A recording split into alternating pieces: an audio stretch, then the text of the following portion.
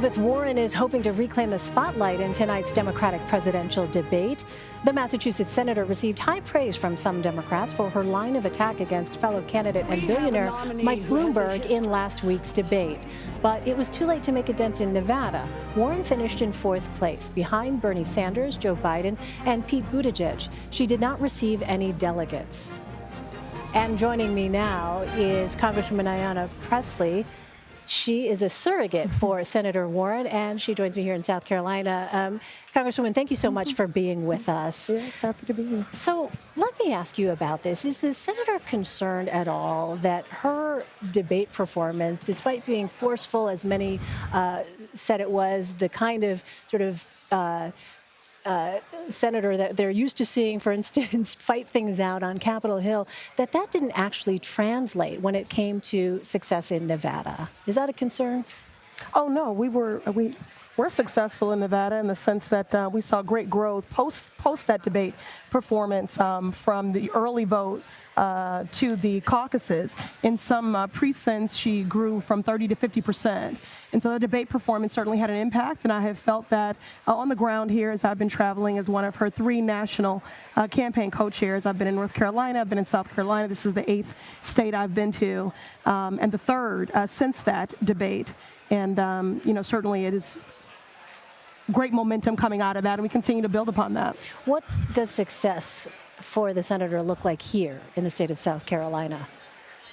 Well, the senator is consistent. I mean, for some who thought that she was fighting for the first time in that last debate, she's always been a fighter. Remember, she persisted. That has always been true. And she's been very effective at accomplishing big things, doing them big structural change, and doing that effectively. One of the things that I've been talking about on the ground here in South Carolina that's been very resonant in her record is that she created the Consumer Financial Protection Bureau. And South Carolina is a state that has been disproportionately impacted by predatory loans and mortgages and for-profit colleges and universities. And certainly it's a more diverse state, large African-American community. And the fact that she has a racial justice lens, an intersectional approach in all her policies, and is not defining the lived experiences of Black Americans simply by hardship and struggle, but also investing $7 billion in Black entrepreneurs, access to capital, $50 billion in historically Black colleges and universities, and talking and centering Black voices on issues like healthcare justice, the Black maternal mortality crisis, and I could go on. So some of your colleagues, as you know, in the House have expressed concern over the potential nomination of Senator Bernie Sanders, saying that they're concerned about the majority if a self-proclaimed Democratic socialist is at the top of the ticket. Is having Senator Sanders at the top of the ticket something that worries you? Well, as one of 3 national co-chairs for the Warren for President campaign, I'm here on behalf of my candidate, who I believe will be the most effective president. She is the she is the unity candidate. And I came in a class of historic election of unprecedented women serving in Congress. And I think that proves that women can win everywhere, and we belong everywhere, including the Oval Office. Bernie is doing well, and that means that progressive values and ideas are doing well. So we celebrate and applaud and commend that. Elizabeth, I believe, will be our most effective president. Her plans are bold and aspirational, but her plans prove that the aspirations are also attainable. And she has the track record to back it up that she's tested, proven, and effective. And might I also add, she's the only candidate on that stage who's actually unseated an incumbent Republican. You mentioned women in Congress. What is the role you think gender is playing right now with this concept of electability being so front and center?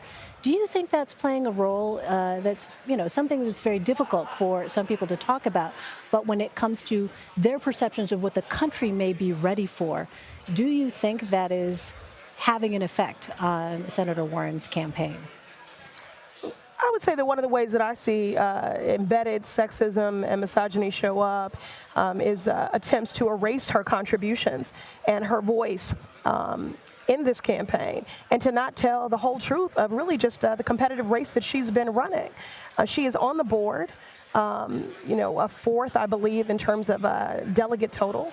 We have 98% of those delegates are still uncommitted, and she's building an organization that will out-organize, outwork, and outlast. And ultimately, that is how we take back the Senate. That is how we take back the White House, is by out-organizing the other side.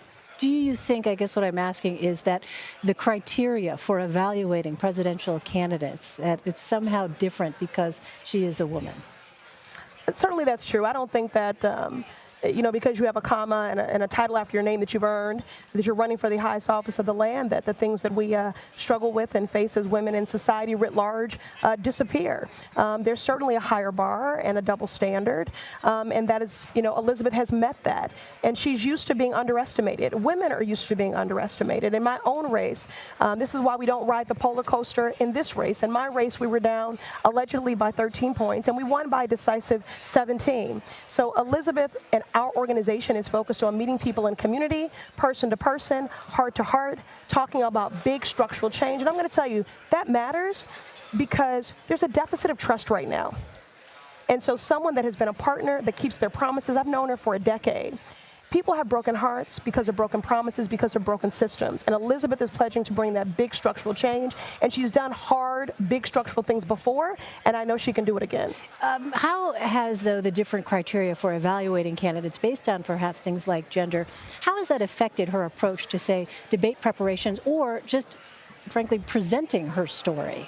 Well, again, she's one of the most disciplined people I've ever met in my life. She's clear-eyed and focused on the task at hand, and that is that we need to evict the occupant of this White House who's sowing seeds of division, who legislates hate, hurt, and harm.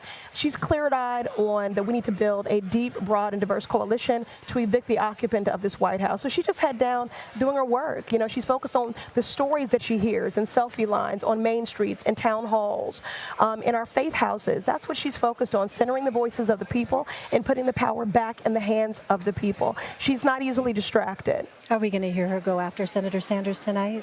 Well, let me just say this. I don't think that she's ever gone after anyone.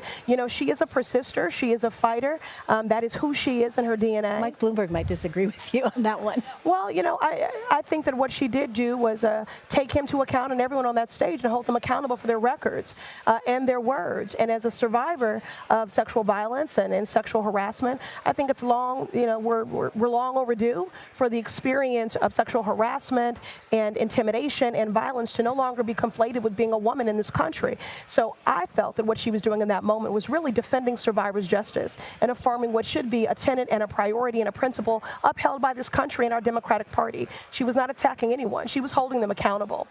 Congresswoman Ayanna Pressley. Congresswoman, thank you so much for your time. Thank you. Really appreciate it.